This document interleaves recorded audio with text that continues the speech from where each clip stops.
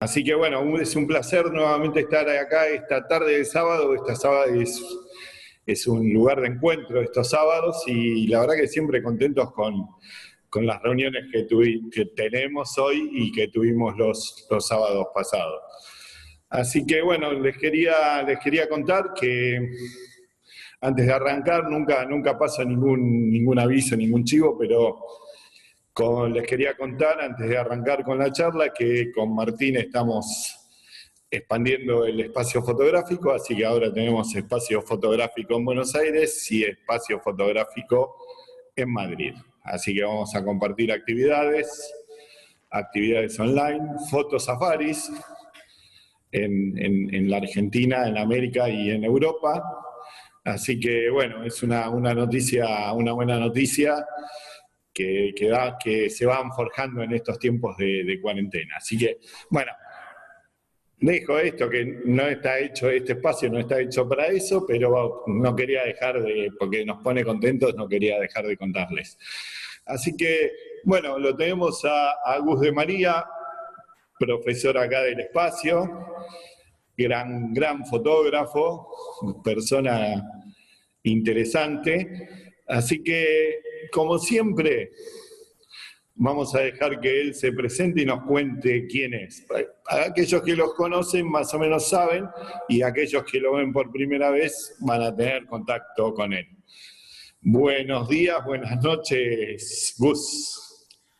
Hola Marcelo, a todos, muchísimas gracias por estar ahí. Bueno, a ver, la presentación es como, yo me considero un fotógrafo, pero que ha participado y participo de muchas otras expresiones, qué sé yo, también hago videos, cada tanto pinto, he tratado de formarme en el ámbito de las artes visuales, y también soy docente desde hace más o menos 30 años en el terreno de la fotografía, y tengo más o menos 40 años, estoy cumpliendo 41 años de fotógrafo. Mi historia, a ver, yo hice acá algo así como una hoja de ruta, una cosa así, pero yo creo que la primera noción que yo tengo de la fotografía como tal proviene de mi tío Horacio. Mi tío Horacio era el hermano de mi viejo. En esas épocas la fotografía no era omnipresente, digamos, ¿no? Estamos hablando de hace 50 años, más de 50 años. No es como ahora que todo el mundo tiene una cámara y todo el mundo... Había alguien quizás en la familia que hacía fotografía, y ese era mi tío Horacio, que era técnico de televisión y que era aficionado a la fotografía y ir al cine. De hecho, mi bautismo está filmado en 16 milímetros. ¿No? La cámara de 16 milímetros, que luego fue una cámara profesional, o el formato de 16 milímetros fue un formato profesional, en esa época era una cámara de aficionados. La primera noción que yo tengo de una cámara en mis manos es en unas vacaciones en Tras la Sierra, que precisamente mi tío le presta a mi viejo para esas vacaciones una cámara. La cámara era una cámara Gebar OFO, que yo años después, por supuesto esa cámara no sé dónde está, aparte de la de mi tío, una cámara marrón. Y yo con los años, no muchos años después, bastantes años después, perdón, compro una cámara similar. Es una cámara como esta. Una cámara argentina, de fabricación argentina. Esta es negra. Es una cámara de baquelita, ¿no? De formato medio. Usaban películas de formato medio. Y en ese en esas vacaciones, yo le pido a mi viejo hacer fotos. Tenía 8 años. Mi viejo me dice que sí, medio a regañadientes, so pena de, no sé, de ponerme ahí en la cumbre del Oritorco, que me lleven los extraterrestres, ¿no? Si algo pasaba con la cámara. Y yo hice 4 fotografías, nada más. Y después vuelta a mi viejo. Pero a los 12 años, yo le pido a mi hijo para un cumpleaños que me regale una cámara. Y mi viejo me regala una cámara, una Kodak Brownie, esa cámara Kodak Fiesta, era una cámara cuadradita, gris claro, que era muy popular, y ahí yo empiezo a hacer fotografías. Me acuerdo perfectamente de las fotografías que hice en un viaje a Santa Fe, en unas vacaciones. Mi familia es parte santafesina. Y me acuerdo perfectamente de un acto fotográfico. Yo tendría 12 años y tenía unas primas mayores que yo. Y era el puerto de Santa Fe, incitándolas a que se tiren por un terraplén de arena. ¿No? Me acuerdo, ahora tírate vos, y ahora tírate vos, y ahora tírate vos. Y yo haciendo fotografías de eso. De esa historia quedan 4 o 5 fotografías nada más. La cámara desaparece y no tengo muchas noticias de la fotografía hasta que como a los 15 años, Marcelo se debe acordar, había una materia en el secundario que se llamaba ERSA. ERSA era el estudio de la realidad social argentina.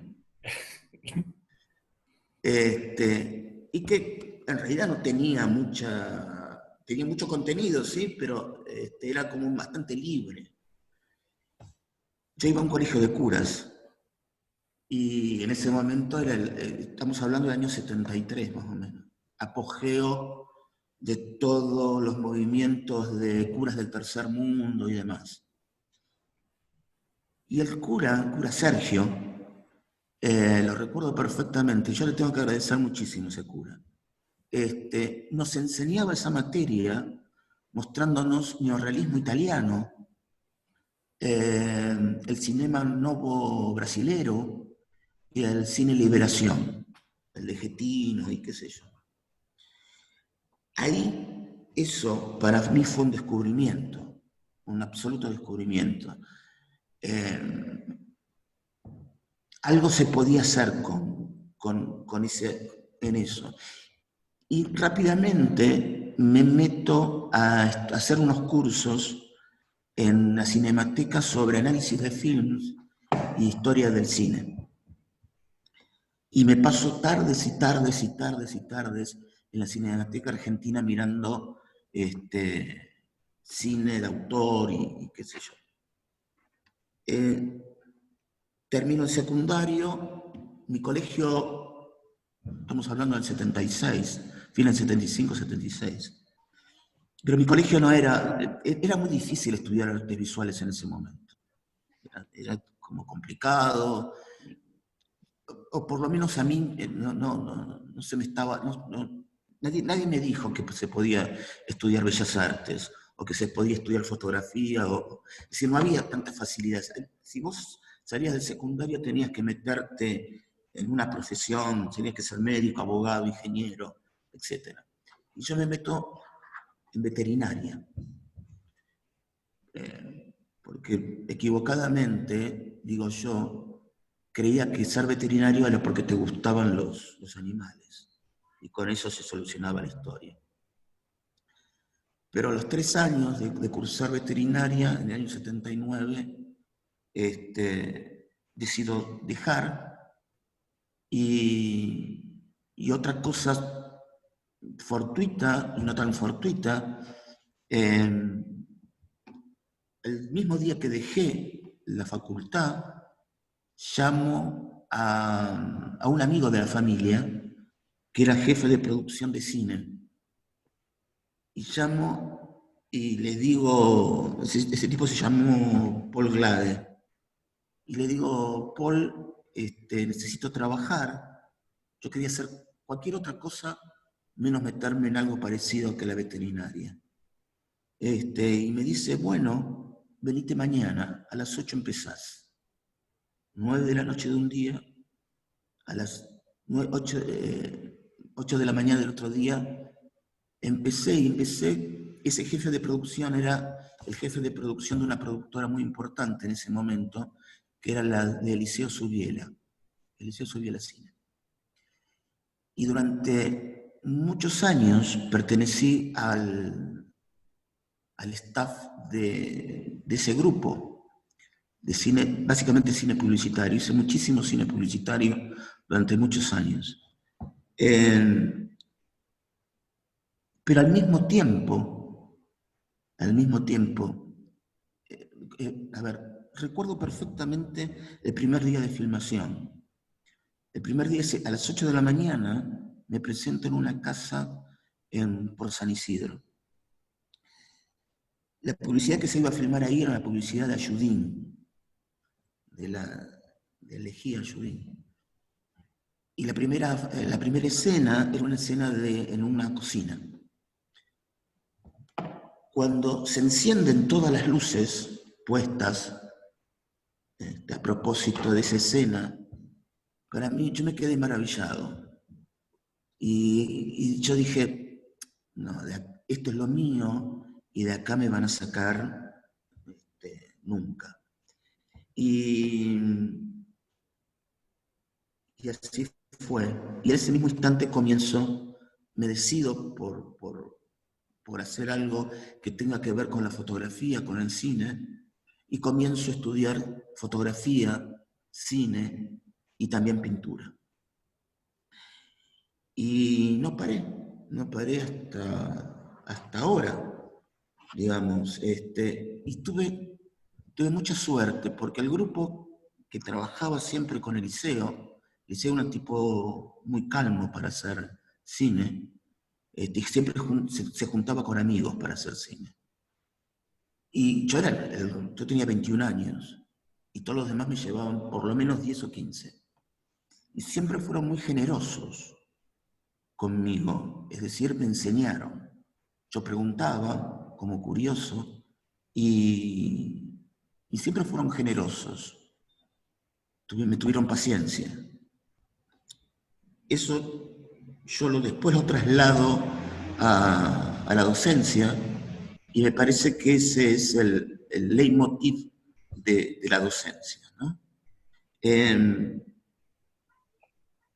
Y bueno, nada, como a los 10 años de ser un profesional de la fotografía y demás, me dedico entro a la docencia. Vengo de familia de docentes, mi abuelo era docente, gran parte de mi familia también es docente, y ese fue más o menos el caldo de cultivo. Y una gran carrera, ¿no? Como fotógrafo en los medios y demás. Yo, en base a esto al título de la charla y a todo lo que estás contando vos de la foto, que tiene mucho que ver con lo que se va a desarrollar, con lo que se va a desarrollar, que es la fotografía como documento, ¿no? Y como documento personal, familiar. Yo en estos días estuve, no sé por qué, esas vueltas de la vida, estuve retomando un viejo grupo de música argentino que se llama Reynolds, que alguno acá seguramente lo conocerá, la mayoría creo que no, y aunque no se crea, es el grupo musical argentino que más discos grabó en la historia, ha grabado acá, en Japón, en Estados Unidos. Es un grupo de música experimental, de música cacofónica, digamos, un grupo a veces difícil y a veces sencillo de entrarle. Pero la particularidad que tiene es que el líder de la banda es un chico en aquel entonces, hoy es un hombre ya, que tiene síndrome de Down, y es el líder, es el baterista del grupo. Y en estas cosas que yo estaba viendo y documentales que estaba revisando sobre el grupo, aparece en un momento que le ponen las fotografías que van a ser las fotografías para uno de los álbumes. Y él dice, cuando él le están mostrando las fotos para que con el grupo decidiera cuál iba a ser la tapa del disco, del CD, él dice, yo no soy ese, yo soy en persona. Digo, porque cuando uno habla de fotografía documental y todos cuando nos enfrentamos a las fotos decimos, este soy yo, este soy yo. Sin embargo, ahí Miguel Tomasín, que es el líder de Reynolds, si lo quieren buscar después de la, no ahora por favor, después de la charla, él tenía la claridad que lo que él estaba viendo no se estaba viendo a sí mismo, sino que estaba viendo otra cosa. No era que no se identificaba, él sabía perfectamente que era, ni se identifica, pero él decía, ese no soy yo soy en persona. ¿Cómo se relaciona esto con el objetivo de lo documental? Bueno, yo lo creo, lo relaciono medianamente fácil, ¿no? Toda fotografía tiene que ver con lo real, ¿no? Es decir, uno puede hacer fotografía más abstracta o menos abstracta, más representativa o menos representativa, pero lo tenemos que tener delante de la cámara. Pero lo que tenemos que saber que toda fotografía es una representación. Y como representación también es una ficción, ¿no? Es decir, y en todo proceso de representación hay una interpretación de esa realidad, hay una forma de mostrarlo. Por lo tanto, lo que decía este chico tiene toda razón. El retrato de cualquier persona no es la persona, es la representación de esa persona. Una persona es mucho más compleja que eso, ¿no?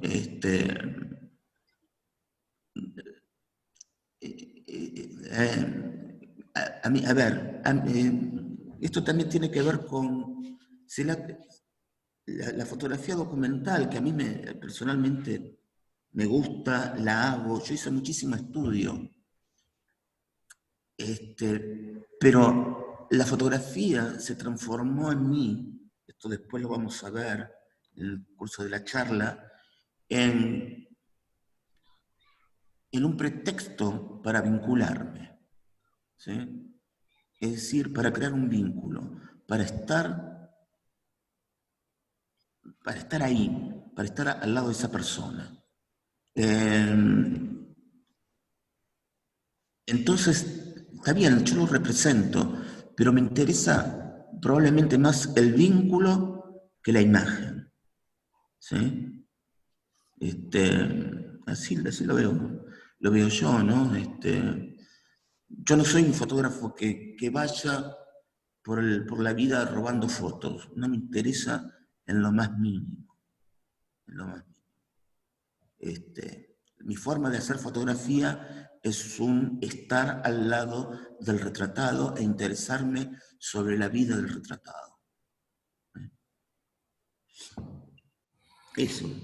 ¿Cómo es esto de que la fotografía es un documento? ¿Cómo arrancamos con eso? ¿Cómo arrancamos?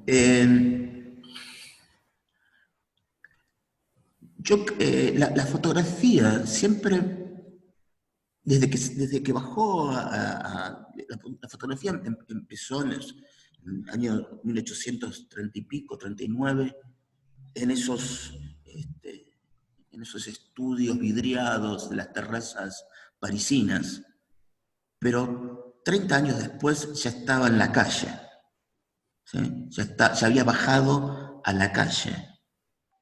Y desde ese momento la fotografía comienza a registrar lo que pasa en la calle, lo que pasa en la vida cotidiana de la gente, ¿sí?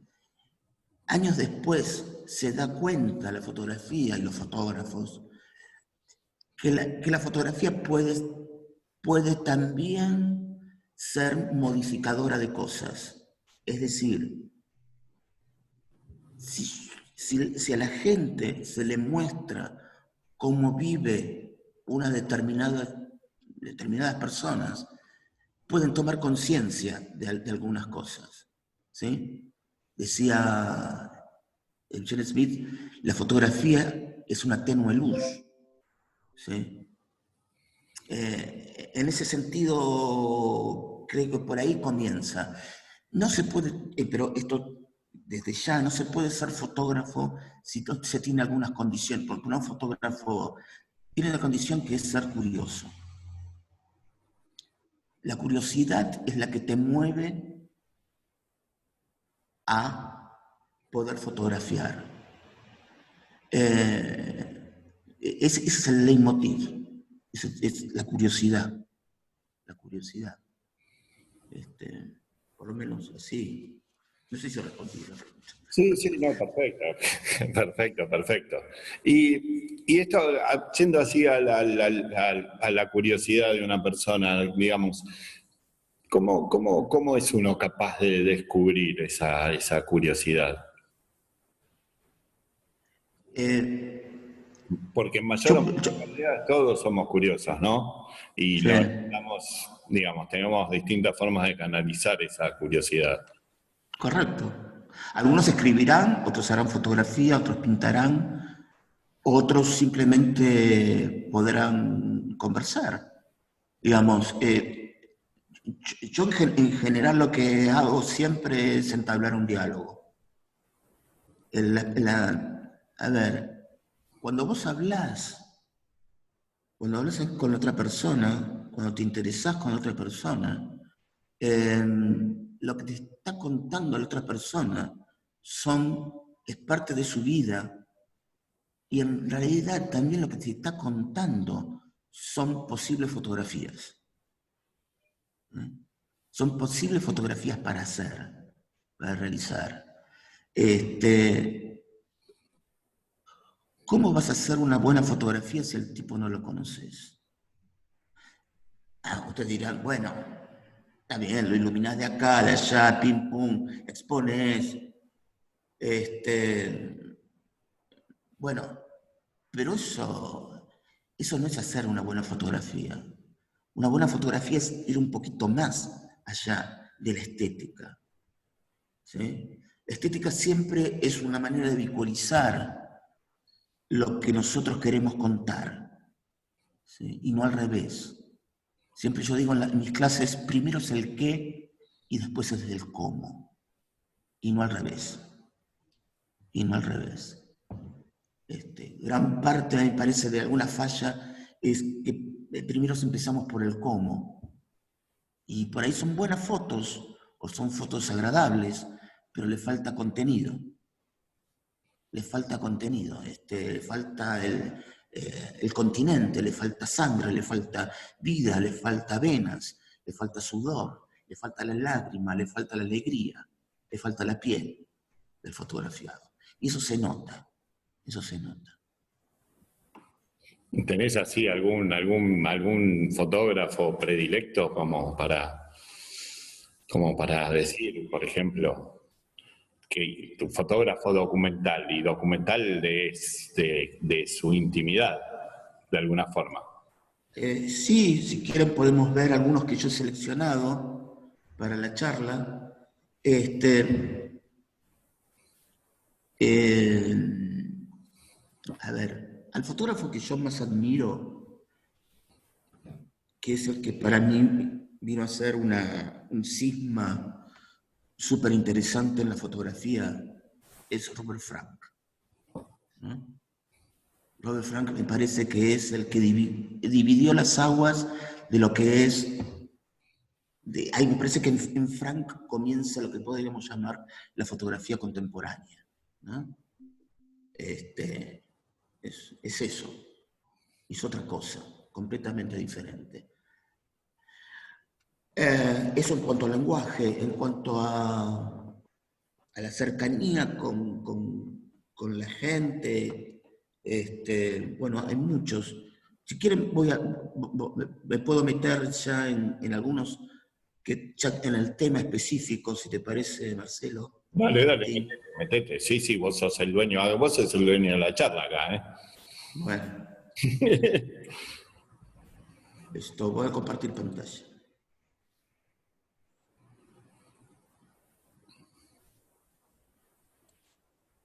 Ahí vemos la foto de Zoom, que es un nuevo autor que hay acá. Es un nuevo autor, es buenísimo. Ese sí que ese sí está forrado, ¿eh? Ahora. Ese sí que tiene plata.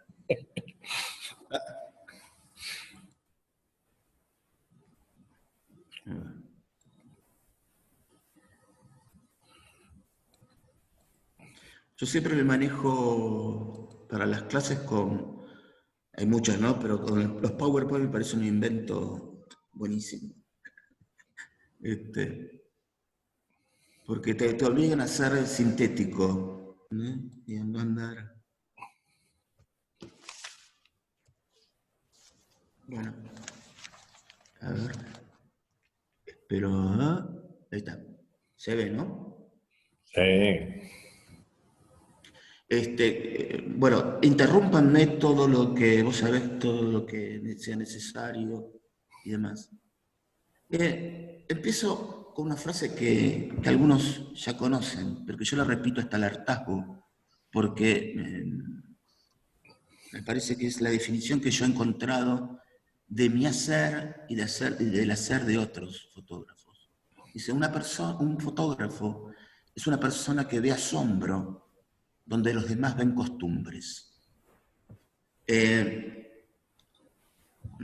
A ver, hoy lo decía en una de las clases que tuve online.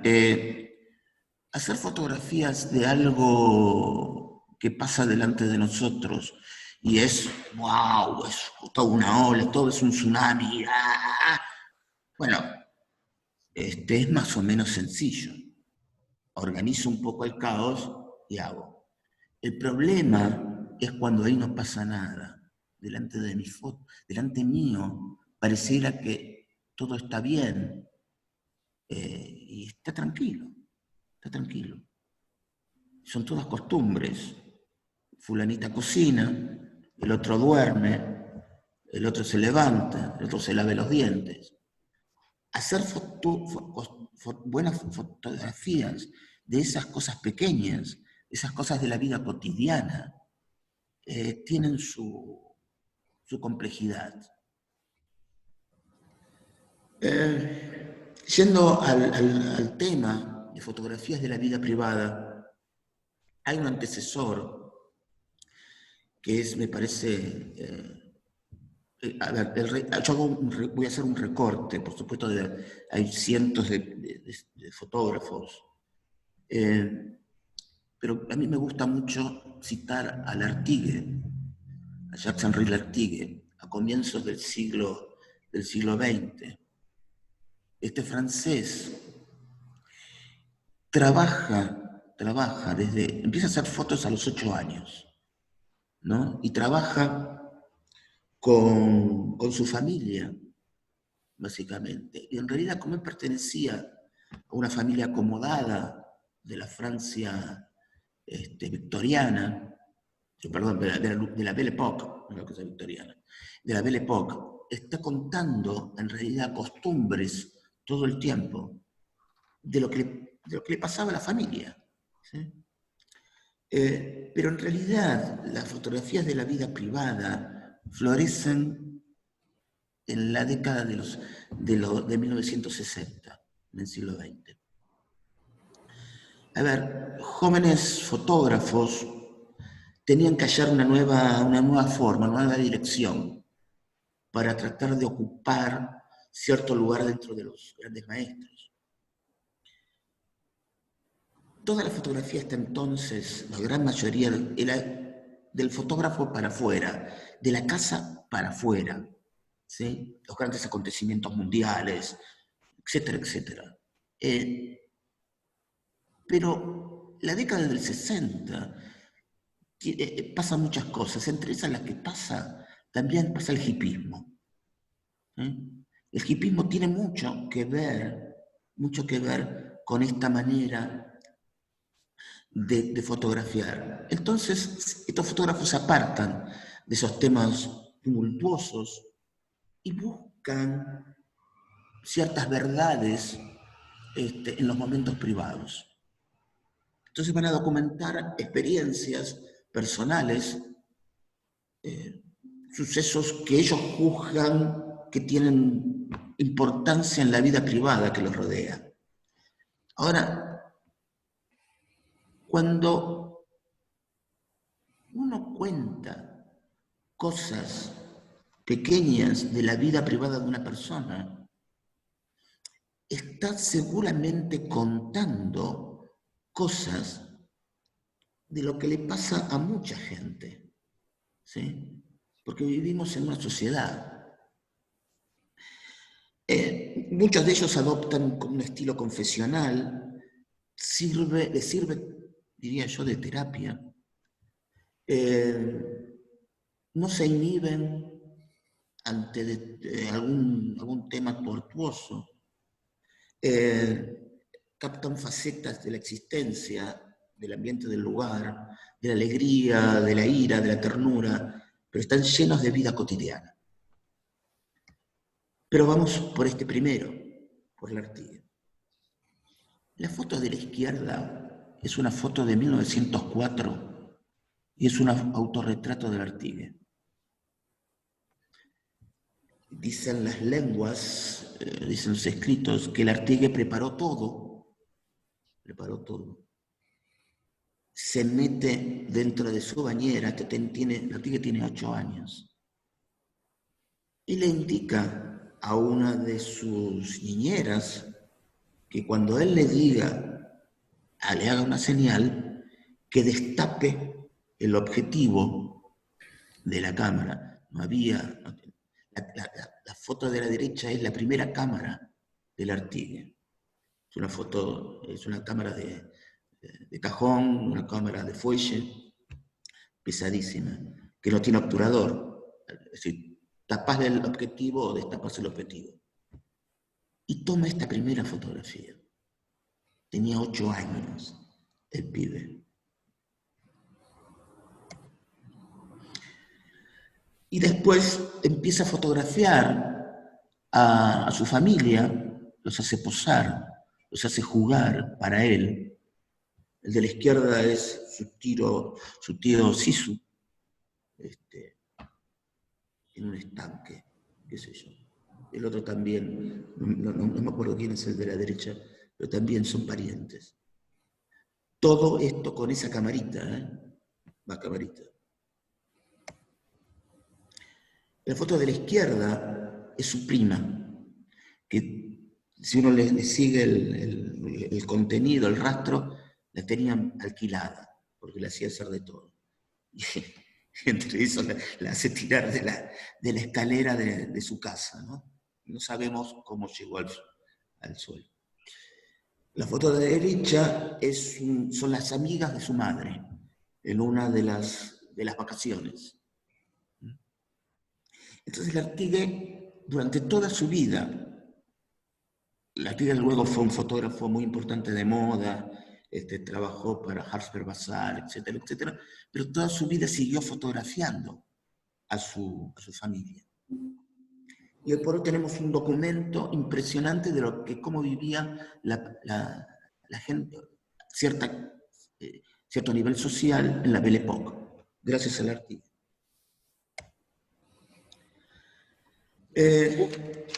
Interrumpo un segundito. Dale. Hace poco, en Inglaterra, creo que lo conté aquí también, tuve en mis manos el facsímil de los álbumes de Artigue de 1936, hechos en base a sus negativos, con las fotos pegadas, ¿no? Ajá. Cuando uno tiene ese material en las manos, lo que se da cuenta que es un álbum de familia. Exactamente. Es un álbum de familia con anotaciones, con correcciones, pero lo que uno se da cuenta cuando pasa sus páginas es que, de alguna forma, la Artigue está jugando. Exactamente. Para vos, la parte lúdica en el documento, ¿tiene que estar presente esta especie de juego entre el que fotografía y el fotografiado? Martín y todos, para mí hacer fotografía es el hecho, es el acto más alegre que me puede pasar. ¿Sí? Yo sospecho, y voy a decir una palabrita, mala palabra, los fotógrafos que tienen cara de culo cuando fotografían. Yo sospecho. Algo pasa. El arte es un juego. El arte en definitiva es un juego. Quizás un juego serio, pero es un juego. El arte es el juego de los chicos. Los chicos juegan, pero juegan seriamente. ¿Sí? Juegan, no sé, yo cuando yo jugaba, bueno, ahora los pibes no juegan esto, pero yo jugaba a los Cowboys. Cuando a mí me mataban en ese juego de pistolas y qué sé yo, y me caía muerto, yo creía que estaba muerto. Y yo cuando tiraba y trataba de pegarle al otro tipo, yo trataba de matarlo. ¿Sí? Los chicos juegan, pero juegan seriamente. Los mayores le hemos sacado, le hemos restado valor a ese juego. Y es un error, es un error. Sí, la respuesta es sí, sí. Para que se cree, ¿cómo uno va a crear un vínculo con una persona si estás seria? Si no puedes entrar porque te pones, y aparte otra cosa, ¿no? Estos fotógrafos que se ponen en ese pedestal de yo te voy a enseñar, yo te voy a enseñar, ¿sí? Yo tengo el poder. Una cámara confiere al fotógrafo un enorme poder, un estúpido poder. Bueno, no sé si eso tiene que ver con... ¿Te respondía? Me encanta. Y la otra cosa que me gustaría preguntarte, más allá de que podamos ahondar o no andar en el caso Lartigue, que es un caso bastante único, porque Sí. por maturo y por la deficiencia técnica, no del Lartigue, sino de los instrumentos, ¿no? Una cámara en esa época, en manos de un chico de 8 años, era algo difícil. Pero más allá de eso, ¿qué me puedes decir de que algo que decía también Giselle Freud, ¿no? Esta idea, o también el propio Eugene Smith, de decir, bueno, por más que esté documentando la vida de alguien, ahí estoy yo, aunque no esté. Sí, claro. Sí, sí. ¿Qué Sí, opina? yo creo que toda fotografía es un autorretrato. Qué Toda buena frase. fotografía... Perdón, qué buena. Toda... Sí, no es mía, ¿eh? No me acuerdo quién lo dijo, si no te lo citaba. Pero yo creo que toda fotografía es un autorretrato. No me cabe la menor duda. No me cabe la menor duda. A ver, uno no puede fotografiar sino con lo que tiene, sino con lo que es. ¿Sí? Es decir, una fotografía con todo, fotografía con su cultura, fotografía con su educación, fotografía con todo eso, ¿no? Entonces, uno es eso. Es decir, uno está ahí, claro. Sí, es un retrato, es un autorretrato, seguro, es seguro. Sí, sí. Qué interesante es que alguien como vos lo pueda reconocer cuando uno escucha muchas veces ¿sí? Saqué una foto, ¿no? No. Al tiempo de hablar de esa idea. Bueno, te dejo continuar y si te puedo interrumpir de nuevo, No, la siguiente pregunta. pero interrumpan todo lo que quieran, por favor. Bueno, en la década de los 60 yo tomo a este tipo que me parece súper interesante, que es Christian Sand. Es un norteamericano que, a ver, dicen las cosas que yo investigué, que Sand había pensado que la familia era un obstáculo para su profesión. A veces puede ser. Entonces hizo un cambio, ¿sí? Hizo un cambio. Dijo, no, yo tengo que fotografiar a mi familia, ¿no? Entonces orientó su cámara para fotografiar a su familia y la empieza a sacar, la empieza a tomar en sus viajes de vacaciones, en sus viajes. Ahora, ¿cuál sería, y esta es una buena pregunta que podemos responder todos, cuál es la diferencia entre fotografiar la vida privada de tu familia o de tus amigos y el álbum familiar? Yo, me parece una de las variables, una de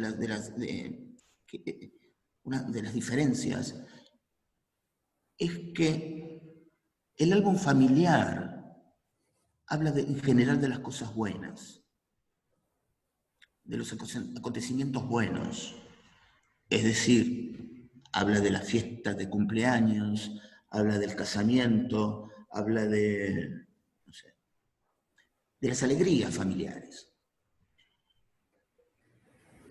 La diferencia con fotografiar la vida personal es hablar de la vida, de lo bueno, pero también de lo no feliz, ¿sí? Y eso es una interesante diferencia a tener en cuenta. Entonces Sand empieza a fotografiar, Liz, su mujer, en la montaña, Denise, su hija, en el lago Gardner, Liz y Luque, uno de sus hijos, Liz en Valley Mistake en 1970. Es decir, fotografía momentos que no momentos pequeños, que no necesariamente tienen que ver con la felicidad, pero que tienen verdad. Bueno, voy a hacer un salpicadito con esto. Otro fotógrafo que a mí me interesa personalmente y que seleccioné es Arthur Freed. Arthur Freed trabaja mucho el autorretrato y lo trabaja como medio de autoconocimiento, ¿no? Porque él dice, confío más en las fotografías que en mi memoria. Esto es interesante, ¿no? Porque para mí uno de los fines de la fotografía también es la memoria. Es decir, mi memoria vacila, es indecisa, dice. Es alumno de Minor White, ¿sí? Y comienza también a trabajar el autorretrato a su mujer en pequeños momentos. Discusión de Leslie, su mujer, y Arthur. Arthur parece bastante feliz de haber discutido, pero bueno, Arthur y Leslie en un momento más íntimo.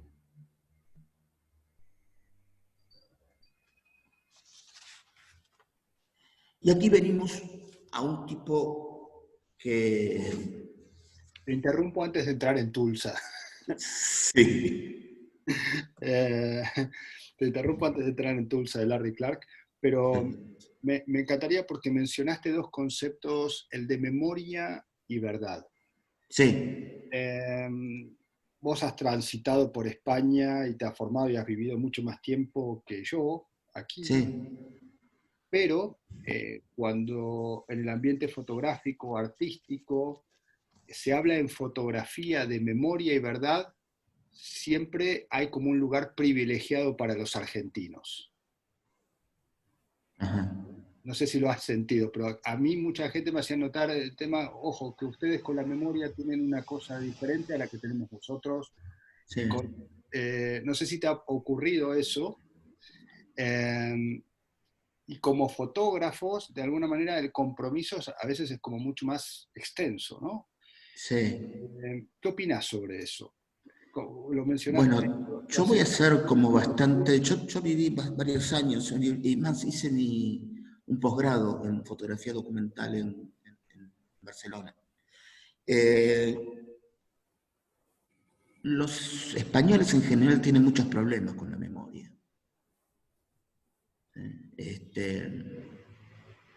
Lo tengo que decir así, pero es así, digamos. Han tratado de borrar de cuajo los crímenes de Franco, digamos, ¿no? Y nosotros no lo hicimos. Los crímenes de la dictadura no los hicimos. Ellos no pudieron nunca juzgar los crímenes de Franco. Y eso tiene que ver con la memoria. Sí, nosotros tenemos desarrollado la memoria. Bueno, sí. Yo no sé, bueno, yo hace muchos años que no voy, pero yo no sé si a un pibe de, no sé, de 20 y pico de años o le nombrás la guerra civil y qué sabe de la guerra civil. No sé, no sé. Es difícil, ¿no? Yo me acuerdo cuando... Esta es una anécdota. ¿La fotografía construye una verdad o es una verdad? No, la construye. La construye. Decía Smith, vuelto a relacionar a Smith, objetivo no soy, soy subjetivo. Eso no quiere decir que no sea serio. Eso no quiere decir. Fontcuberta está muy de moda en España, sigue estando muy de moda. Está bien, yo he estudiado he asistido a algunos cursos de Fontcuberta, he leído sus libros, pero en realidad lo que hace Fontcuberta es justificar su trabajo, me parece. Su teoría justifica su trabajo. Pero bueno, es otro tema. Bueno, de eso se trata el juego de nuestro como fotógrafos. Todos nosotros trabajamos con una teoría propia que nos termina justificando. El tema es cuando intentamos justificar todas las etapas de nuestra vida, ¿no? Claro. Es más, hacemos libros para justificar nuestra vida. Entiendo el tema más personal, ¿no? Porque Arthur me parecía que se refería a la memoria como una memoria más personal, ¿no? Porque, digamos, está muy bien esto, nosotros tenemos memoria. Él se refería porque justamente por eso el autorretrato, por eso el autorretrato con su familia. Ya, no sé si está, me imagino que ya debe haber fallecido Arthur Freed. Pero... No fue el entierro. Está bien, pero ni me fijé en las necrológicas tampoco. ¿Cómo funciona la memoria? ¿Cómo funciona la memoria ahora que nosotros vemos estas fotografías? ¿Cómo relacionamos la memoria de él con nuestro ver? En realidad, cuando nosotros miramos una fotografía cualquiera, nuestro proceso siempre es un proceso de rememoración.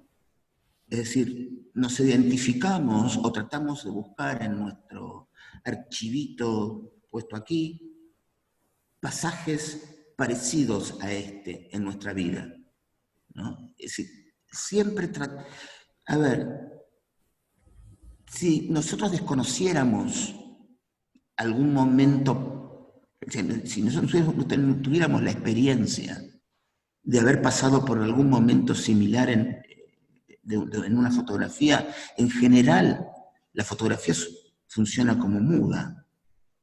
¿Sí? Es decir, nosotros sabemos, si vemos la fotografía de una vaca, es porque nosotros conocemos lo que es una vaca. Siempre tratamos de rememorar, siempre buscamos algo que sea similar en nuestra memoria, en nuestra cultura, ¿no? Claro. En ese sentido funciona, ¿no? Claro. Y acá Jorge marca algo interesante que dice que en España o en cualquier lugar del mundo se valorará el arte en cada momento histórico en su contexto cultural. Sí, claro. La fotografía como nada tiene que ver con el contexto. A ver, cualquier arte se debería analizar dentro de su momento histórico, ¿sí? Cualquiera, la pintura, el teatro, el cine, lo que fuera. La fotografía no le escapa a ese concepto, no le escapa en lo más mínimo ese concepto. La fotografía está hecha como ninguna para decir, habla todo el tiempo del tiempo que le toca vivir.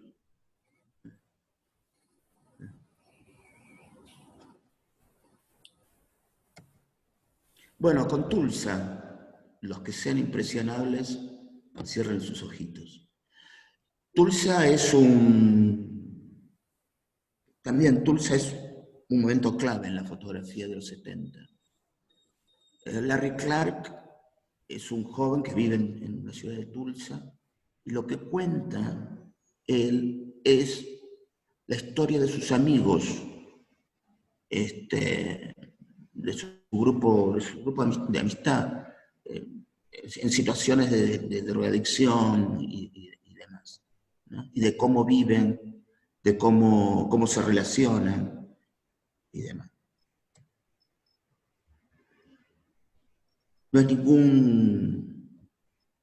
ninguna apología de la droga, es muy densa, pero, y es bastante crítica porque no hay es dura, pero es crítica sobre esa situación.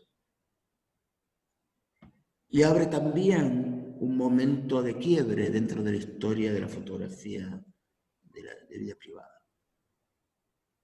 Década del 80, y aquí empezamos con una grande, que a mí me encanta, que es Nan Goldin. Nan Goldin tiene un libro que yo personalmente lo juzgo como un libro de tanta importancia como podrían ser Los Americanos, de Frank, que es la balada de la dependencia sexual. El libro se llama así, La balada de la dependencia sexual. Y es un libro que cuenta sus relaciones amistosas, no amistosas, y la dependencia que tiene que ver el sexo y su dependencia. Sería, ¿no? Acá tenemos a Nan Goldin golpeada, es un retrato de ella golpeada, ¿no? Golpeada por el que está a la derecha, Brian, que era su novio de aquel momento.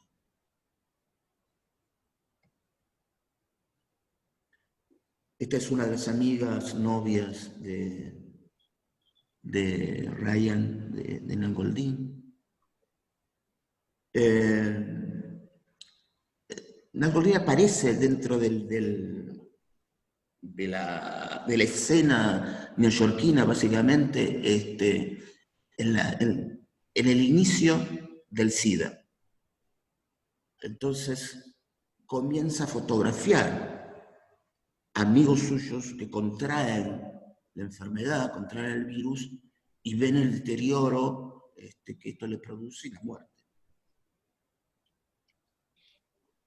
Hay escenificación, hay puesta en escena también, ¿eh? Aquí. Esto es de la balada. Preguntan quién le sacó la foto, sobre todo debe ser el primer retrato que mostraste en Angoldín. El retrato de la derecha. Ah, no, eso es un disparador. Temporizador se llama. Temporizador, sí. La primera sí, la segunda se puede ver el cable disparador de Nan Goldin. En toda la serie, en algunas se ve el cable disparador en su mano. Sí, sí. Claro, exactamente. En esta de aquí, en la anterior, se ve el cable disparador en la mano en parte de la serie. Claro.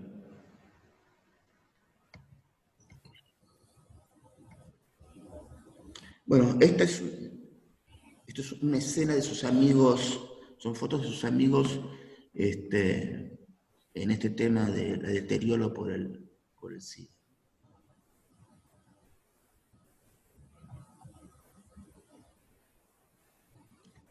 Sus amigos, él se relaciona mucho con drag queens, travestis. Esos son sus amigos, ¿no? Ella tiene un periodo de mucha droga y pasa también por internaciones de limpieza. Creo que vive en Berlín en este momento. Creo que sigue viviendo en Nueva York porque en Nueva York. La Universidad de Nueva York, no sé si sigue haciéndolo. Ajá. Eh, Bien. lo que también sería como interesante es que la balada, antes de ser un libro, se proyectaba en Sí, pares, ¿sí? correcto. Eran diapositivas y de alguna manera era multimedia, porque se hacía con Era un piezas, audiovisual. un audiovisual que se hacía con diferentes músicas, piezas de tango. Y tanto la balada como Tulsa molestaron mucho a Sí. la sociedad norteamericana de la década de los 70 y de los 80. Pregunta: Dale. la fotografía documental, ¿debe pinchar nuestros ojos, debe molestarnos, debe atravesar? O si no nos molesta, si no nos atraviesa, si no nos cuestiona, no es documental. Esa para mí es una pregunta que le hago a todos los fotógrafos documentales y que me hago a veces cuando me toca el rol de hacer algo documental. A mí me parece, yo ampliaría la pregunta, o voy a ampliar la respuesta. A mí Vale. me parece que la fotografía debe molestar. La fotografía debe interpelar. El arte está para interpelar. Es para que me modifique. Es para que algo me punce la panza y diga, "Ups", para que me incomode, para sacarme de ese lugar. No solo la fotografía documental. Esa es mi respuesta. Y la otra pregunta que te hago, que también me parece interesante, porque la verdad que nos conocimos muy poco, horas antes de subirme al avión y me hubiese gustado Sí, charlar en personalmente. un asado, como extraño los asados de Grucha. Eh, Volverán. se consideran los Volveremos. 60, se consideran los 60, los 70, la escuela de Boston, todo lo que vemos acá, como el fin de la metáfora, ¿no? Sí. Como el comienzo de lo explícito, como el comienzo de la ausencia de metáfora, de lenguaje metafórico en la fotografía. ¿Es posible en la fotografía documental volver a la metáfora o tenemos que ser cada vez más crudos, tenemos que ser cada vez más contundentes? La fotografía documental tiene un abanico estético enorme, enorme. No hay una sola forma de hacer fotografía documental. Tiene la metáfora, tiene la foto directa, es decir, tiene un enorme abanico de posibilidades de expresión de hacer ese género. Yo también, sacando algún tipo de fotografía, la fotografía documental es un gran tronco dentro del árbol genealógico de la fotografía. ¿Sí? A ver, yo conozco algo de la fotografía de Marcelo. Marcelo, gran parte de lo que hace es documental. Gran parte de lo que hace es documental, aunque él no lo crea. ¡Eu! Sí, claro. Sí. A ver, ¿todo es documental? No, no. A mí me parece que hay una intención de registro diferente. Pero el abanico estético de la fotografía documental es amplísimo. Es amplísimo. Qué sé yo. Bueno, vos lo tenés a Martin Parr, ¿no? Que es tu profe. Bueno, Martin Parr también hace fotografía documental, aunque él no lo, aunque él tenga problemas o haya tenido problemas en Magnum, qué sé yo. ¿Eh? Hace fotografía y es una estética totalmente diferente. Sí, quizás la línea, ¿no? Es como que alguna vez escuché la frase de decir, cuanto más personal, más universal. No sé Sí, si está, no sé si estás de sí, acuerdo. sí, sí. A ver, uno busca ser, Esto está bueno, ¿no? Porque nos habla del estilo personal, ¿no? El estilo personal se va encontrando en la misma medida que uno va trabajando. No se puede imponer, no se puede imponer. Yo no me puedo proponer tener un estilo personal. Lo voy haciendo a la misma que voy trabajando y a la misma medida que voy creciendo como persona. ¿Sí? Nadie es demasiado personal a los 20 años.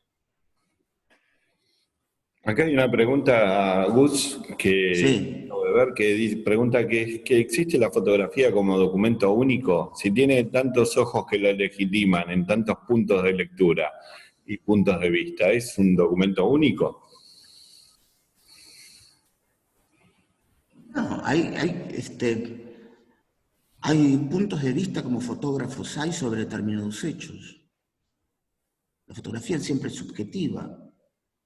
Claro, me parece que acá a lo que remite Silvia es que una vez hecha la fotografía, como hay tantas lecturas sobre esa imagen, si es un documento único o no, ¿no? Porque me parece que se refiere más a las lecturas de la fotografía. Bueno, ahora estamos viendo dos fotos, ¿no? Pero ponerle que estuviéramos viendo una, cada uno de nosotros está viendo y reinterpretando algo sobre esta fotografía, imaginando y demás. Entonces ella pregunta si se la puede considerar, creo que está preguntando eso, si se la puede, porque así como nosotros reinterpretamos la foto, reinterpretamos la pregunta. Si es un documento único o son tantos documentos como tantos los que estamos viendo. Y ella me dice exacto, o sea que interpreté bien lo que... Bueno, de esto puede hablar Martín, ¿no? Sobre el discurso denotativo y connotativo. Sí, mira, pongo porque Es eso, digamos, válido, ¿no? es súper válido, más allá porque las connotaciones es lo que uno le agrega al significante y para que las cosas tengan cada vez más sentido. Inclusive, si alguno de estas dos personajes que está aquí fuera amigo nuestro, la connotación sería su nombre, su apellido, y si es el hijo de un amigo de mi madre.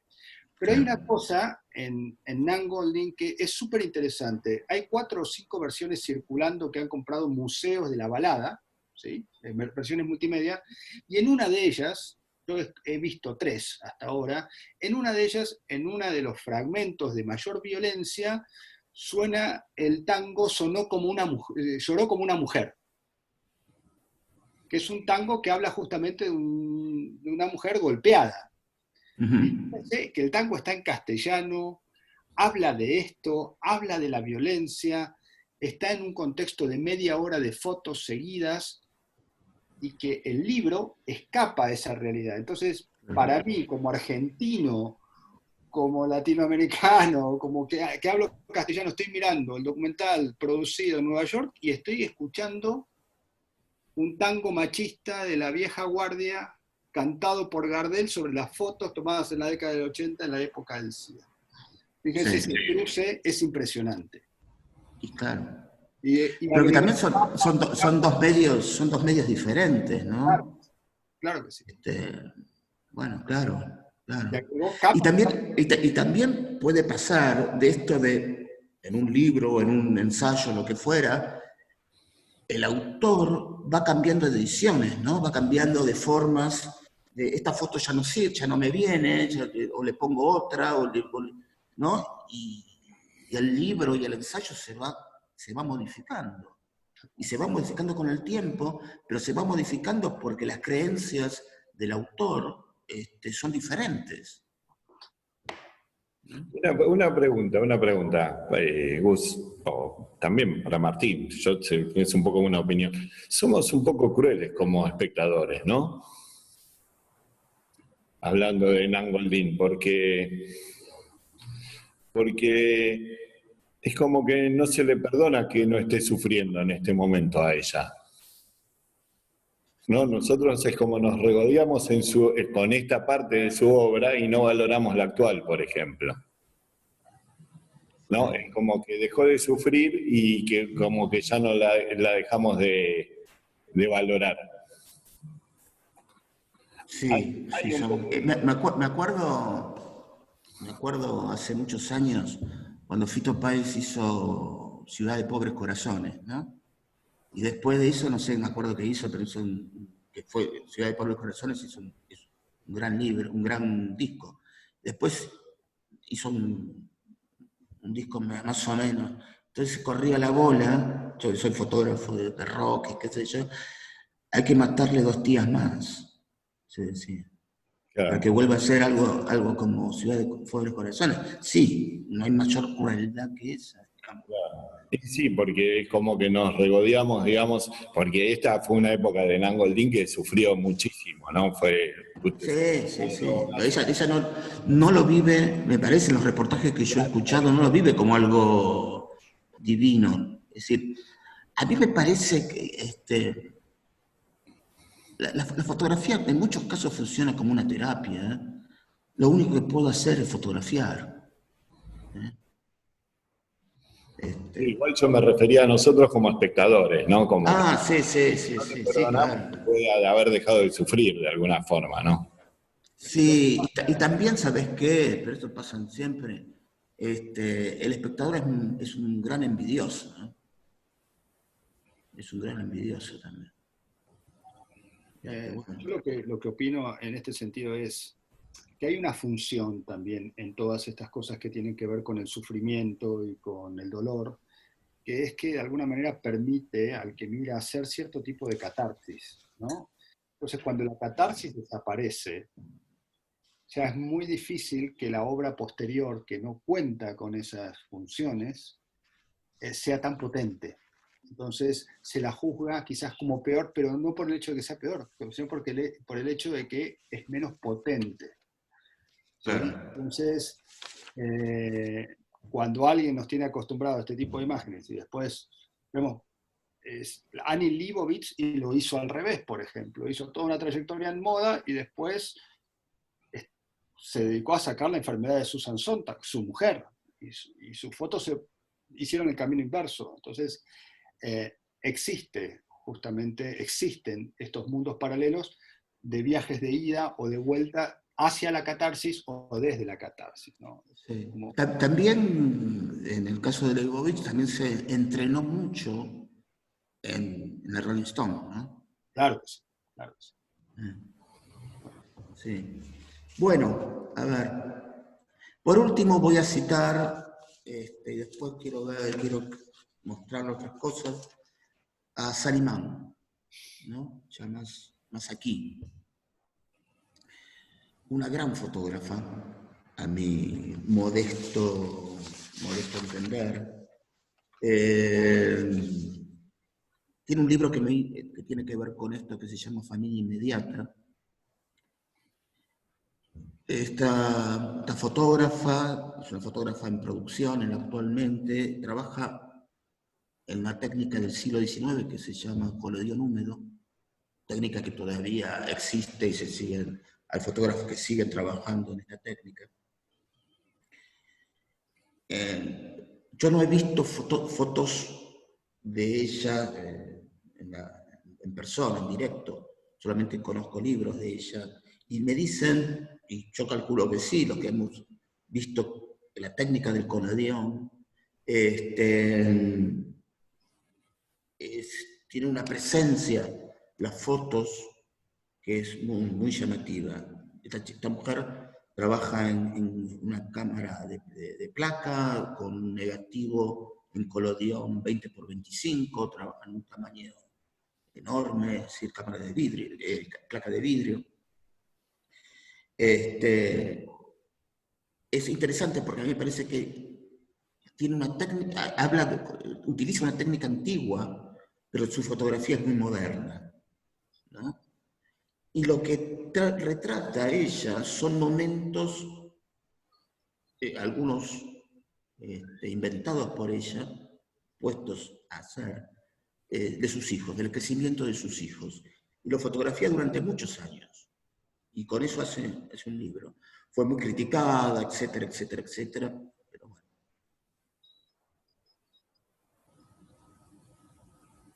porque muestra escenas de desnudez y demás. Le bajaron, creo que en el MoMA, algunas exposiciones, en fin. Pero es una gran fotógrafa, una enorme fotógrafa.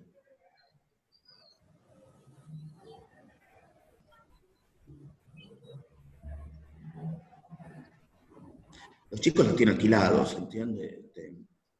Otra vez, mamá, vas a hacer fotos, se llama. Porque aparte la técnica del collodion exige algunos segundos de exposición, entonces quédate quietito ahí. Bien. Quiero terminar con una frase, no voy a mostrar la obra de Terry, pero dice, la fotografía no necesariamente refleja la verdad, pero es capaz de devolvernos recuerdos a aquellos que la observan. Recuerdos que se autoconstruyen, y esa es una maravillosa cualidad. Quiero terminar esta primera parte con esta frase porque me parece que cierra un poco. Vean a este fotógrafo, John Terry, que es súper interesante. ¿Tienen alguna pregunta sobre esto? La gente...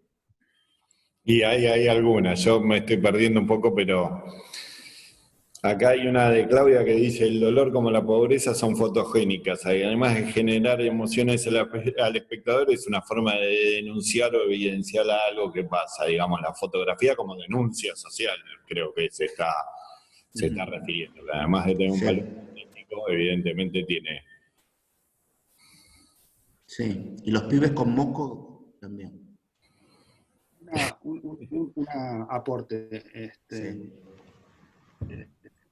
Cuando hablábamos de estos caminos, por ejemplo, en este momento Saliman está retratando su marido tiene distrofia muscular y está retratando, es decir, pasó de los momentos felices a retratar el deterioro día a día de su marido, que creo que tiene una enfermedad muy seria. Sí, una enfermedad degenerativa de los músculos, como se le están ablandando los músculos. Exactamente. Y ella fotografía esto todos los días. Y otro de sus trabajos que también tiene que ver con la vida es la granja de cadáveres. ¿Sí? Fotografía todos los días granjas de cadáveres en descomposición, para mostrar qué le pasa al cuerpo. Sí, y también trabajo con un grupo de antropólogos forenses, claro que, sí, que están levantando las tumbas de la guerra civil estadounidense. Están retratando eso. Siempre la vida y la muerte. Comenzó como el Artig, ¿no? Sí. Comenzó como el Artig. Hay algo muy interesante que habla sobre la ideología de las fotografías. Y a mí me parece que hay muchas veces que la fotografía trasciende la ideología del fotógrafo que lo hizo. Yo recuerdo dos grandes fotografías que cambiaron totalmente el sentido de la historia de la humanidad y van en contra de la ideología de cada uno de los fotógrafos. Una de esas ahora se me fueron los nombres de los dos. Uno es un fotógrafo norteamericano que es el que hizo la fotografía del coronel cuando le disparan la cabeza al vietnamita del... El yankee sí. Sí. Pero cambió la historia. Claro, esa fotografía cambió la historia y además él hizo que ese coronel que estaba disparando, que era de Vietnam del Sur, fuera, el dicho de él hizo que fuera como refugiado a Estados Unidos después, porque él estaba de acuerdo con el acto que estaba ejecutando ese hombre, porque decía que el otro había asesinado a no sé cuántos de su ejército y demás. Y la otra gran foto que cambió la historia de la humanidad, o por lo menos desde lo ideológico, es la foto del feto, del fotógrafo sueco Johnson, que fue tapa de Life, que es el emblema de todos los que son antiabortistas, y él era pro aborto, el fotógrafo que hizo esa fotografía. O sea, son dos grandes fotografías que trascendieron la ideología de cada uno de los fotógrafos. Correcto. Es muy interesante porque es como que en ese momento uno pierde propiedad sobre la imagen. ¿Querías decir algo, Marco? Lo que te puedo decir, y nuevamente vuelvo a citar para mí una de las frases más maravillosas de un cura que se llamaba el padre Furlong, que decía todo texto fuera de su contexto es un pretexto. ¿Y qué quiere decir? Que cuando uno extrapola cualquier imagen fuera de su contexto, va a adquirir y se va a transformar en un pretexto para otra cosa. Entonces, lo que estás describiendo es cómo la imagen, al ser sacada de su contexto, adquiere nuevos sentidos. Y de alguna manera el autor muere, porque muchos de nosotros no nos acordamos de los autores, sino nos acordamos del sentido que recobraron esas imágenes una vez que el autor ha muerto para nosotros, ¿no? Para nuestro intelecto. A Jorge, Pero la fotografía siempre... no nos acordamos el nombre porque estamos grandes. Y acá Jorge nos lo recuerda que es Eddie Adams. Claro. La fotografía siempre tiene que estar puesta en un contexto. Yo hago una fotografía X, puesta en una galería de arte, adquiere un tipo de importancia, puesta en una revista adquiere otro tipo de relevancia, puesta en un diario adquiere otro tipo de relevancia, puesto como póster en una calle adquiere otra relevancia. Siempre la fotografía está puesta, debe estar considerada y debe ser analizada en el contexto en que, o claro, la foto del chico con el buitre. Bien, a ver. Acá hay otra foto que es la famosa foto del chico con el buitre, que también está sacada de contexto, porque es un chiquito que ya llegó a las Naciones Unidas y está con la muñequita, se le ve la pulserita, que ya, o sea, sobrevivió, después murió, joven, además, porque bueno, lamentablemente es otra discusión, ¿no? Pero ese chico sobrevivió.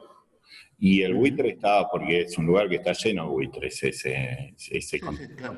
Y eso está sacado de contexto también, y se le ve la pulserita blanca y ya habían llegado Sí, estaba a pocos metros de estar dentro de las carpas de...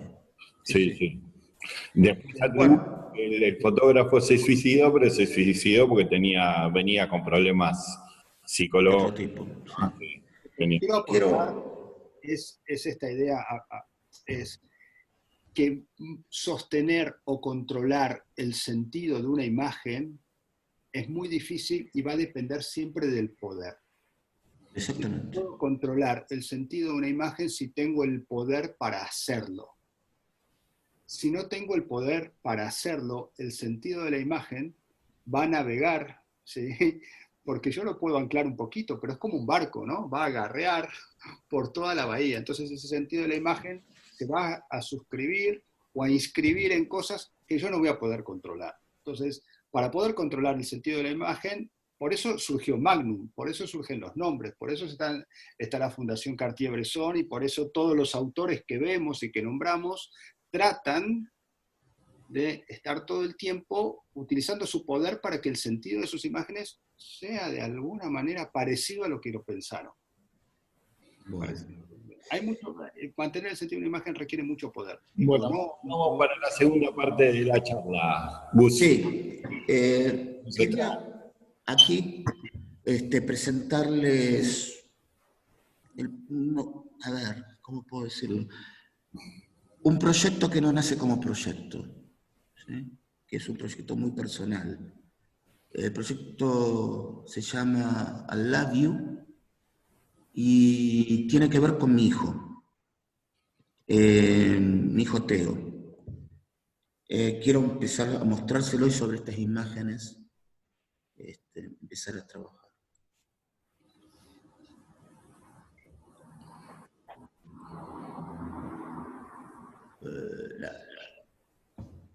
Debo salir de acá. Espera, salgo de acá. La primera parte terminó y la segunda empieza con la misma frase. Sí, no empiezo con eso. Tengo que cerrar esto. Y abrir lo otro. Sí. Y ya vamos a llegar, despacito. Yo voy hablando para que no quede el silencio así. Vamos a un que es así.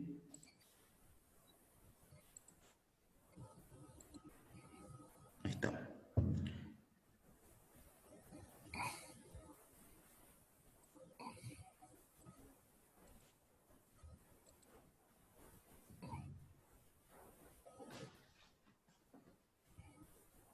¿Están aburriendo, che? Para nada. No, nosotros la pasamos bárbaro, o sea, nosotros gente. No, pero están viendo y están elogiando la charla y están poniendo cosas interesantes. Bueno, a ver. El proyecto, vamos a ponerlo aquí. Acá Karina dice que no buenísimo. No sé si el no es de no buenísimo o no, coma buenísimo. Está bien. El proyecto se llama Love You. Es un proyecto que está en proceso, que nunca pretendió ser un proyecto, sino que por ahí fue más como un álbum familiar, como algo así, y que con el tiempo se fue transformando en algo más importante. Es sobre mi hijo Teo. Mi hijo a los 2 años fue diagnosticado con TGD, espectro autista. Con el tiempo, este hacer fotografías con él se fue transformando en un vínculo importante, ¿sí? Un vínculo realmente importante. Como dije antes, para mí la fotografía es el encuentro con el otro, ¿sí? Con un otro que puede ser desconocido, con un otro que desconozco y que trato de conocer. Es decir, yo fotografío para conocer. Es decir, fotografío también para entender el mundo. En general lo que conozco no lo fotografío.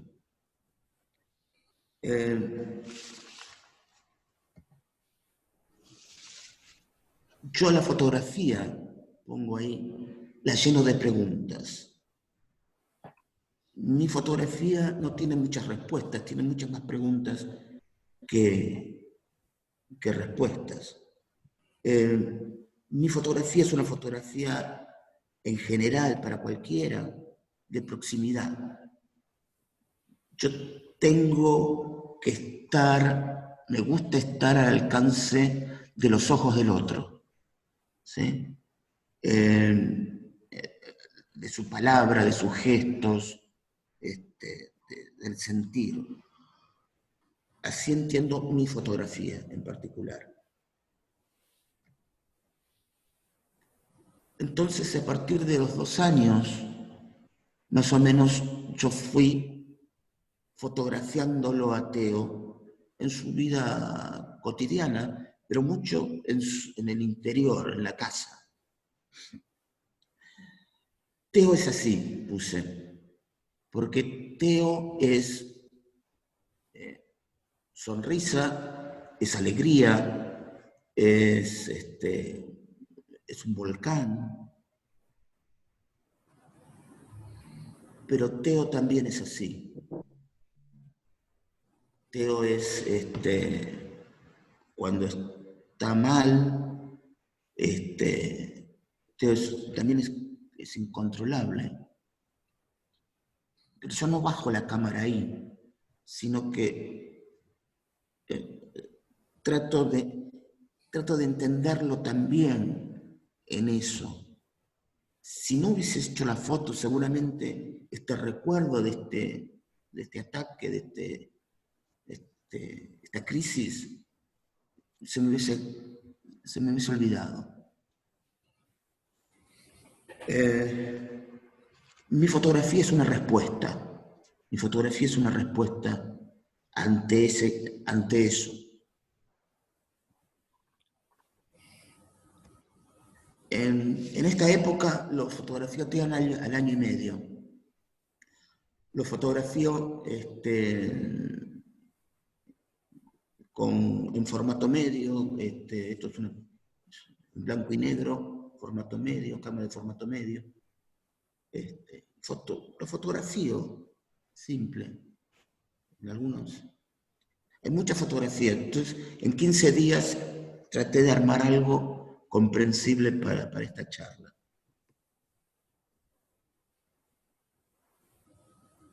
A los 3 años, una mañana, Teo amanece con una hinchazón muy fuerte, muy grande, en su oreja izquierda, por detrás de su oreja izquierda. Me asustó mucho y lo llevo al sanatorio y Teo queda internado. Era una infección en el oído interno. Y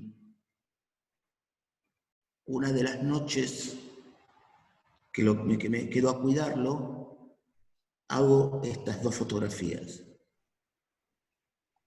Sinceramente, lo que me llamó, de la primera fotografía, lo que me llamó más la atención es el chanchito que hay por detrás. Bueno.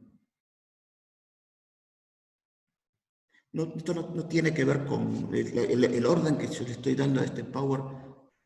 Es muy primario y no es cronológico tampoco. A mí me gusta también escribir, leer mucho mientras hago trabajo. Yo leo mucho, mucho. En general, cosas que tengan que ver con esto. Hay un proverbio árabe que dice: quien no comprende una mirada, tampoco comprenderá una larga explicación. Hacia los 3 años, 4 años, más o menos, comienza en Teo el tratar de involucrarse en la fotografía. ¿Sí? Antes Teo no habla, ¿no? Tiene lenguaje verbal.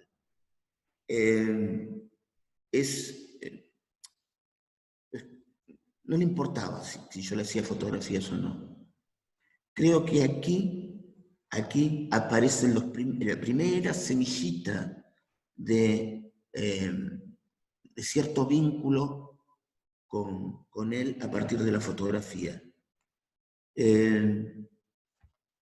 Y le hago esta secuencia de retratos.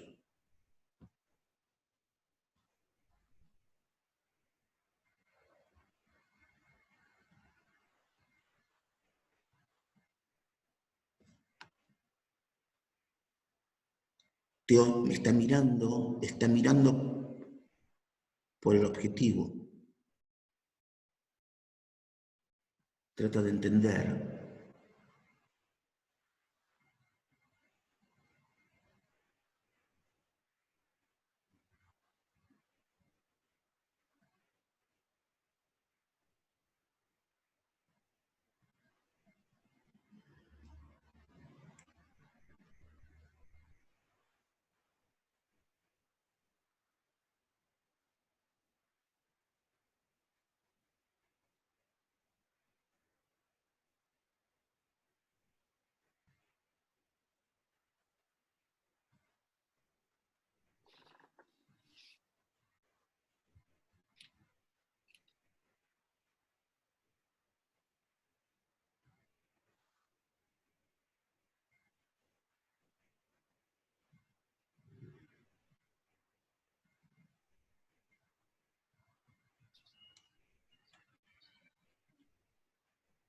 Sigo escribiendo sobre él, sobre situaciones, y escribo esto.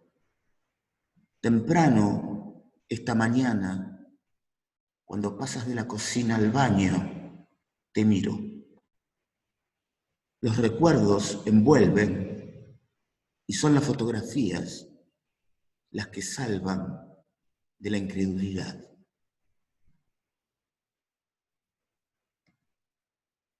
El baño en determinado momento se convierte en un momento de mayor felicidad para él. No tiene 6, 7 años, pero es un quilombo. ¿Sí? Yo fotografío.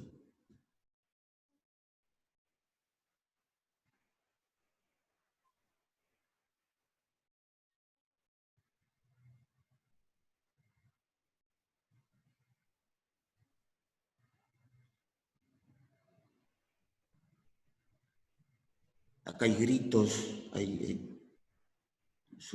el huracán, es el tsunami.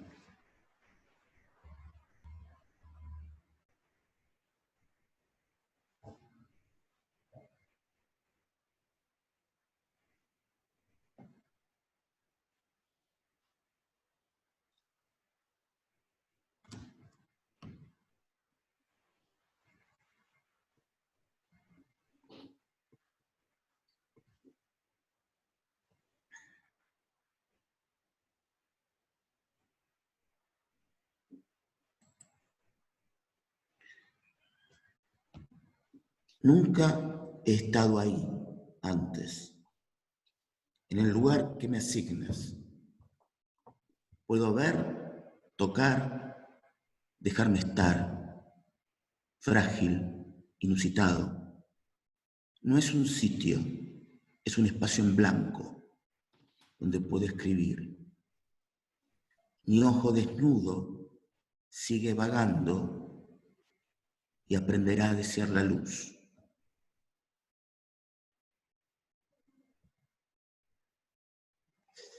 Desde chico, uno de los vínculos que yo tengo con Teo es la luz. La luz de linterna, los juegos con la linterna, los juegos de una linterna y un celofán. De todo eso disfrutábamos mucho. Y sigue estando la luz presente todo el tiempo entre nosotros dos. En este momento, en la actualidad, digo, Teo elige me pide que le haga fotos. Si me pide, sacando la cámara del estuche, de la bolsa, y dándomela para que yo le haga fotos. Le comentaba a Marcelo que es el primero en 40 años de trabajo que me pide que yo le haga fotos. Yo siempre voy y le digo, ¿te puedo hacer fotos? Él me pide que yo le haga fotos. Lo que decía que él elige ahora la luz que quiere para sus fotos.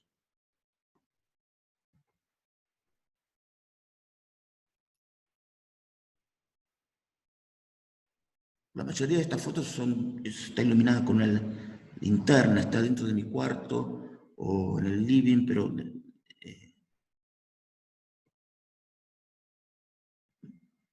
y ahí está jugando Teo, empieza a jugar con la luz.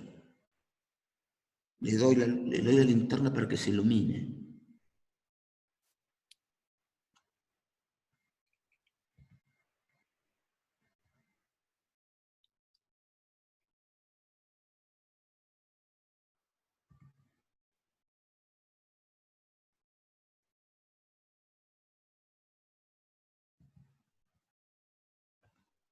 Está jugando con los celofanes y de repente se queda así como esperando, como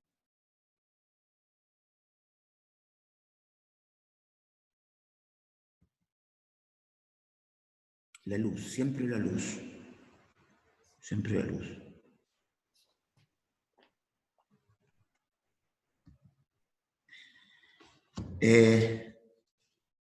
En el 2013 hay un tema importante dentro de la familia, que es la muerte de mi tía, Kela, tía que me crió, que fue uno de los motivos por los cuales yo vuelvo de Barcelona, vuelvo a cuidar de ella, y que es la tía abuela de Teo, la hermana de mi viejo.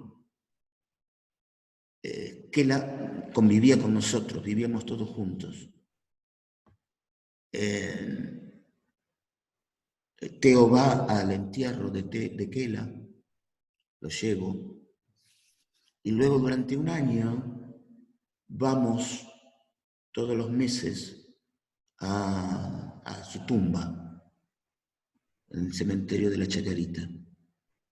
En una de esas idas, le hago esta foto. La foto está, le digo, Teo, acá está Kela. Y Teo comienza a saltar. el salto para Teo es sinónimo de alegría y de entusiasmo. Empieza a saltar y yo le hago esta foto. Pongo como bajada, ¿no? Dice, eso es lo que me decía Kela todo el tiempo. Yo le explicaba, Kela murió a los 99 años. Yo le explicaba lo que tenía Teo y mi tía consultaba cuánta bruja se le cruzaba por la cabeza, ¿no? O por su camino. ¿Cuál era el futuro de Teo? Y Kela un día me viene y me dice, va a andar bien, ya vas a ver, va a andar bien. Esa frase me quedó muy marcada.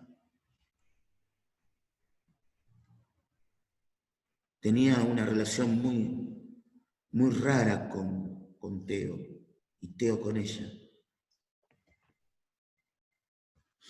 Durante mucho tiempo, ahora también, miramos cine juntos. Yo proyecto cine, siempre le gusta. Y más o menos a los 7, 8 años, hubo un periodo que mirábamos películas de suspenso. Y nos reíamos mucho. No sé, nos causaba a los dos gracia.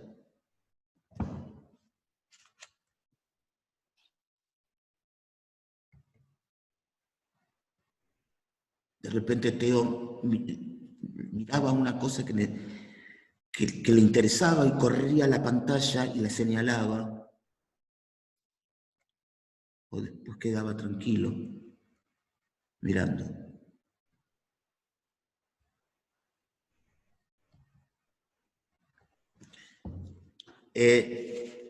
Por supuesto, la vida de los fotógrafos contemporáneos, gran parte de ellos nos pasamos sentados en la computadora. Muchas veces, cuando yo estoy trabajando, Teo está al lado.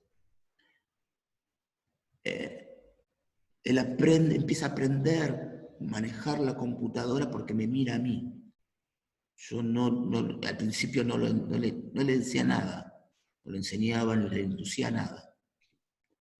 Hoy por hoy maneja bastante bien la computadora, entra y sale de programas, YouTube, qué sé yo, y no sé qué. Cuando yo noto que un poquito más grande, cuando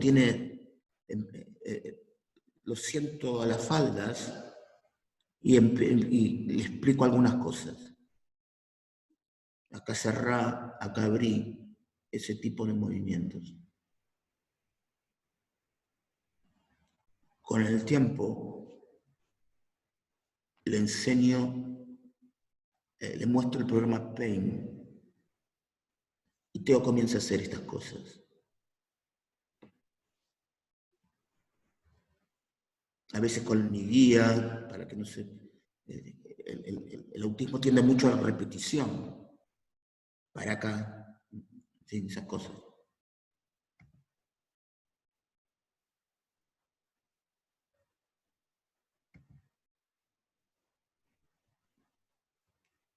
Ahora también está haciendo construcciones,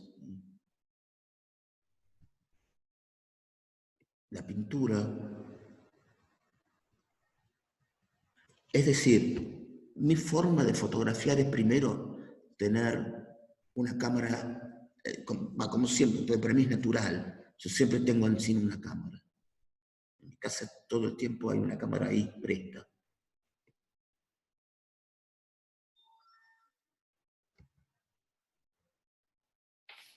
Cada vez que hace algo, Teo tiene que mostrarlo, lo muestra, está muy contento y muy orgulloso de eso, lo pega, lo tiene que pegar. Y después se pone a contemplarlo, siempre.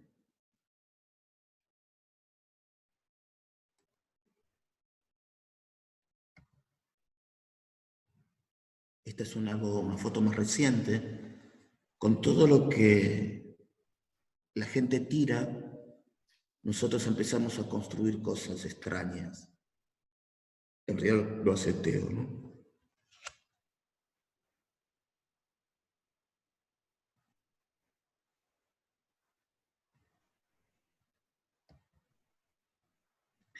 En algún periodo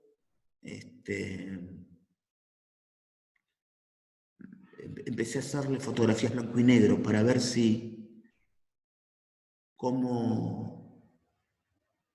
cuál era la mejor manera de representarlo a Teo. Si el color o el blanco y negro, no sabía. Entonces hice como pruebas para ver qué pasaba. Y también hice una serie de retratos de él.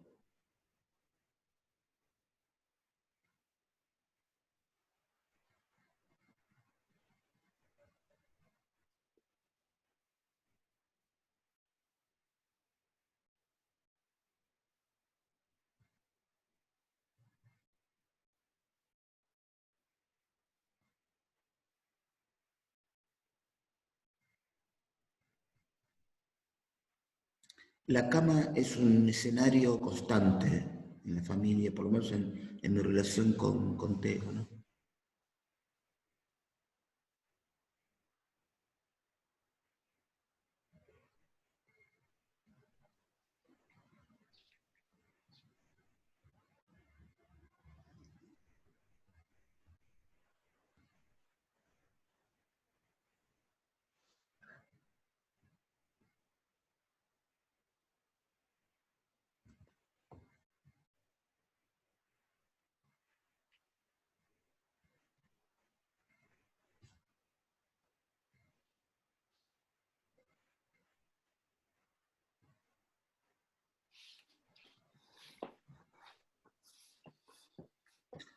También la luz aparece todo el tiempo.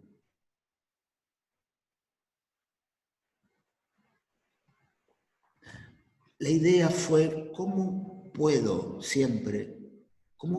contar lo que le pasa a él, sin caer en esta cosa de que critico siempre tanto, de que las enfermedades o los trastornos siempre es una cosa terrible y vamos a... ¿no? Hay que encontrar siempre en cualquier trabajo, hay que encontrar cuál es la mejor manera de contar esto.